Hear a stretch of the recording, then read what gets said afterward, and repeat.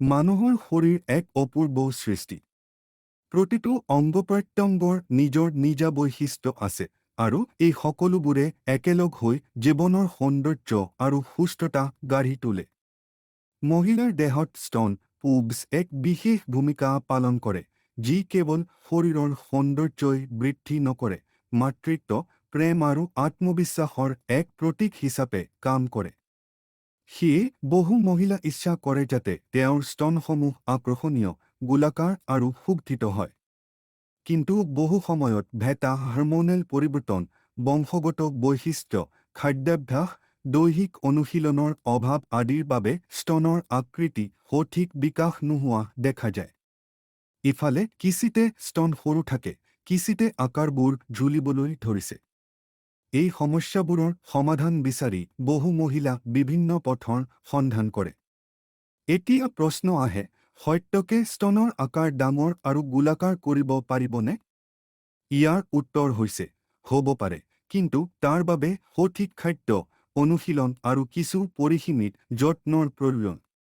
এই প্ৰবন্ধটো আমি গভীৰভাৱে আলোচনা কৰিম কেনেকৈ ঘৰুৱা প্ৰাকৃতিক পদ্ধতিত মহিলাৰ স্তন সুগঠিত আৰু ডাঙৰ কৰিব পাৰি, কেনেকৈ সঠিক অনুশীলন আৰু খাদ্যৰ জৰিয়তে স্তনসমূহৰ চেহেৰা সুন্দৰ কৰি তুলিব পাৰি।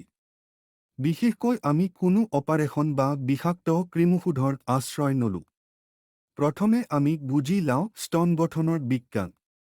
মহিলাৰ স্তন মূলতঃ ফেট, চৰ্বি, গ্লেণ্ড, গ্ৰন্থি আৰু সংযোগী কলাৰ সমাহাৰ। অৰ্থাৎ স্তনটো কাঁচা মাংসপুণ্ডৰ দৰে নহয়, ই এটা জটিল সংগঠন। এই স্থানত চৰ্বি যিমান বেছি তেনেতে স্তনৰ ভৰ আৰু আকাৰ বাঢ়ে। তেনে যদি শৰীৰত সাধাৰণভাৱে সঠিক পৰিমাণৰ চৰ্বি আৰু স্বাস্থ্য থাকে, তেনেহ'লে স্তন আকাৰত সুগঠিত আৰু সুন্দৰ দেখিবলৈ পোৱা যায়। অৱশ্যে মাথো ওজন বঢ়ালে স্তন ডাঙৰ নহয়। কিয়নো একমাত্ৰ মাত্ৰাত শৰীৰৰ চৰ্বি বৃদ্ধি কৰিলে স্তনসমূহ সুন্দৰ ঠাইত বিকশিত হয়। এনে নহ'লে মাত্ৰ গাভৰিত চৰ্বি জমা হৈ বেয়া ৰূপত ওলাব পাৰে। তাতে খাদ্যৰ ভূমিকা ইমানেই গুৰুত্বপূৰ্ণ। আমাৰ খাদ্যৰ যোগান ধৰিছে শৰীৰৰ গঠনত আৰু হৰম'নসমূহৰ উত্তম সঞ্চালনত। যদি কোনো মহিলা সঠিক খাদ্য খায়, যিটো ইষ্ট্ৰজেন, এষ্ট্ৰোজেন হৰম'ন বৃদ্ধি কৰে, তেতিয়া স্বাভাৱিকভাৱে স্তনৰ বৃদ্ধি সম্ভৱ। বিয়লি পাৰিষদিক খাদ্যবোৰ যেনে শস্য, দুধ, বাদাম, সোয়া, সয়াবিন, ব্ৰকলি, চুম ইত্যাদি খাদ্য খালে ইষ্ট্ৰজেনৰ মাত্ৰা বাঢ়ে। ইষ্ট্ৰজেন হ'ল সেই হৰম'ন যি মহিলাৰ দেহত নাড়ীশিলক গঠন গঢ়ি তোলে। এনে খাদ্য সঠিকভাৱে খালে স্তন ডাঙৰ হ'ব পাৰে। খাদ্যৰ লগতে অনুশীলন বিশেষ গুৰুত্বপূৰ্ণ। সঠিক ব্যায়াম স্তন চক্ৰত পেশীৰ গঠন শক্তিশালী কৰে। যদি মেদ তোলা আৰু বুকুৰ মাজৰ অংশক সঠিক অনুশীলনৰ জৰিয়তে টোন কৰা যায়, তেতিয়া স্তনবোৰ স্বাভাৱিকভাৱে উজ্জ্বল আৰু গোলাকাৰ ৰূপত বিকশিত হয়। বিশেষকৈ বুকুৰ এক্সাৰচাইজ যেনে পিশাপ, চেষ্ট প্ৰেছ, এষ্ট প্ৰেছ, ডাম্বেল ফ্লাই ইত্যাদি অনুশীলন অতি সহায়ক। দিনে মাত্ৰ মিনিট ইফালৰ অনুশীলন কৰিলে মাহতে স্তনৰ আকৃতিত স্পষ্ট পৰিৱৰ্তন দেখা যাব। পৰিশেষত ধৈৰ্য আৰু নিয়মিততা অতি প্ৰয়োজন। বহু মহিলা কয় দিনৰ ভিতৰত ফলাফল বিচাৰে। এইটো একেমাত্ৰ দিনত বা সপ্তাহত সম্ভৱ নহয়। দেহৰ গঠনত পৰিৱৰ্তন আনিবলৈ সময় লাগে। ধৈৰ্য, নিয়মিততা আৰু প্ৰাকৃতিক উপায়েৰে চেষ্টা কৰিলে কোনো ক্ষতিৰ আশংকা নাথাকে। ইফালে ক্ৰীম, ইনজেকশ্যন অথবা অপাৰেশ্যনৰ দৰে কৃত্ৰিম পন্থা গ্ৰহণ কৰিলে স্বাস্থ্যৰ ওপৰত গুৰুতৰ বিপদ দেখা দিব পাৰে। বিভিন্ন ৰোগ, টিউমাৰ, সংক্ৰমণ, স্তন কেন্সাৰ উদ্ভৱ হোৱাৰ সম্ভাৱনা থাকে। সেয়ে স্বাস্থ্যকৰ খাদ্য, সঠিক অনুশীলন আৰু মনোবল এই তিনিটা স্তম্ভৰ ওপৰত ভৰসা কৰিলে মহিলাৰ স্তন ডাঙৰ আৰু সুন্দৰ গঠন লাভ কৰিব পাৰে। নিয়মিত পন্থাসমূহৰ ভিতৰত গোটেই দিনটো সঠিক পোছাক পৰিধান কৰাটো অতি গুৰুত্বপূৰ্ণ। বহু মহিলা বৰ্তমান ফেশ্বন লৈ অত্যন্ত টাইট, সংকুচিত ব্ৰা পৰিধান কৰে। এনে পোছাকে স্তনৰ স্বাভাৱিক বৃদ্ধি আটকায়। সেয়ে সঠিক মাপৰ সমৰ্থনকাৰী ব্ৰা পৰিধান কৰাটো আৱশ্যক।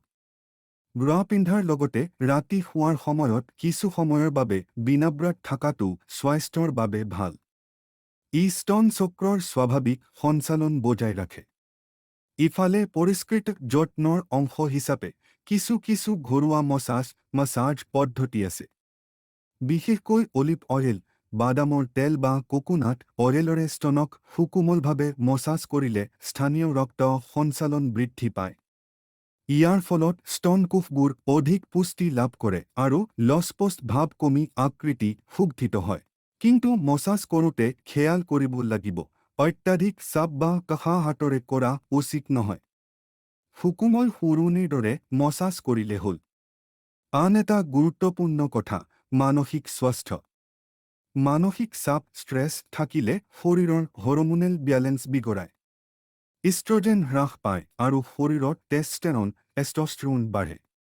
ফলত স্তন গঠনত বাধা দিয়ে। সেয়ে সদায় সদামন আনন্দিত আৰু শিথিল ৰাখিবলৈ চেষ্টা কৰিব লাগে। ধ্যান, মেডিটেশ্যন, ষ্ট্ৰেচিং, নিশ্বাস প্ৰশ্বাসৰ অনুশীলন, প্ৰাণায়াম ইত্যাদিৰ সহায়ত মন শান্ত কৰিব পাৰি। আৰু শেষত সকলোৰে মাজত এইটো মনত ৰাখিবলৈ দৰকাৰ যে প্ৰতিজন মহিলাৰ শৰীৰ ভিন্ন।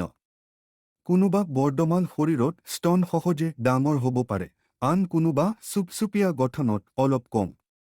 সেয়ে নিজৰ দেহৰ স্বাভাৱিকতা আদৰণি দিয়াটো অতি গুৰুত্বপূৰ্ণ। নিজৰ শৰীৰক ভালপোৱা, সন্মান কৰা আৰু যি আকাৰেই হওক নিজকে আত্মবিশ্বাসীভাৱে আগবঢ়োৱা, এইবোৰেই আচল সৌন্দৰ্য। সেয়ে যদি তুমি সাধাৰণভাৱে খাদ্য, অনুশীলন, মনোবল, পৰিষ্কৃত যত্ন এইবোৰ মিলাই নিয়মিত ৰূপে আগবাঢ়া, তেনেহ'লে নিশ্চয়কৈ স্তন সুগঠিত, মৃদু গোলাকাৰ আৰু আকৰ্ষণীয় ৰূপ লাভ কৰিব।